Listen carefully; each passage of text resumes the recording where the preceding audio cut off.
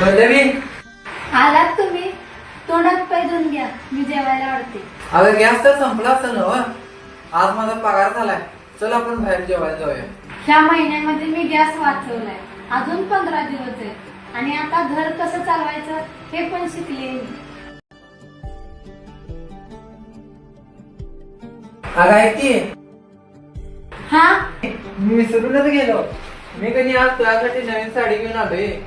नवीन साडी आणायची काय गरज होती हो? माझी बायको नवीन साडीमध्ये अजून बाहेर दिसत्या.